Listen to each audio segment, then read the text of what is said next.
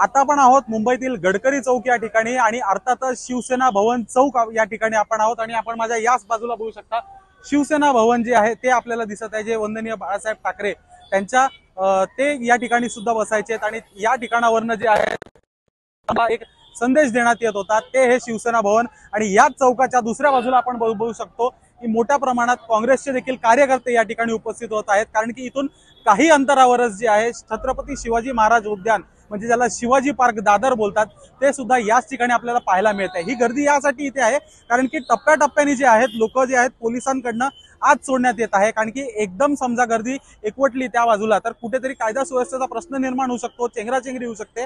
या कारणाने टप्प्याटप्प्याने 100 माणसं जी आहेत ती या ठिकाणी सोडण्यात होत आहेत। अजून एक महत्त्वाची बाब आपल्याला या ठिकाणी लक्षात येत आहे की वंदनीय बाळासाहेब ठाकरे जे आहेत त्यांनी असं सांगितलं होतं की मी काँग्रेस सोबत जाणार नाही आणि तशी समजा वेळ आली तर मी माझं जे दुकान आहे, माझं जे राजकारणाचं दुकान आहे, राजकीय दुकान आहे ते बंद करेल असं त्यांनी नमूद केलं होतं। पण आज काहीसं चित्र महाराष्ट्राला आणि देशाला वेगळं पाहायला मिळत आहे की आज कुठेतरी महाविकास आघाडीमध्ये काँग्रेस, शिवसेना, उद्धव बाळासाहेब ठाकरे गट हे एकत्र आहेत, युती आहे यांच्यामध्ये आणि सोबतच इंडिया आघाडी सुद्धा आहे। तर आपण हे चित्र बघू शकतो की एका ठिकाणी काँग्रेसचे कार्यकर्ते आहेत, राहुल गांधी यांची सभा होणार आहे या ठिकाणी आणि याच ठिकाणी जे आहे शिवसेना भवन सुद्धा आहे।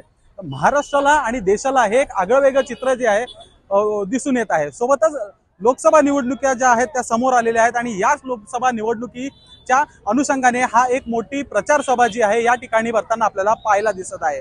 व्हिडिओ जर्नलिस्ट अनिल सावरे सोबत मी शुभम उमाळे, जय महाराष्ट्र न्यूज, मुंबई।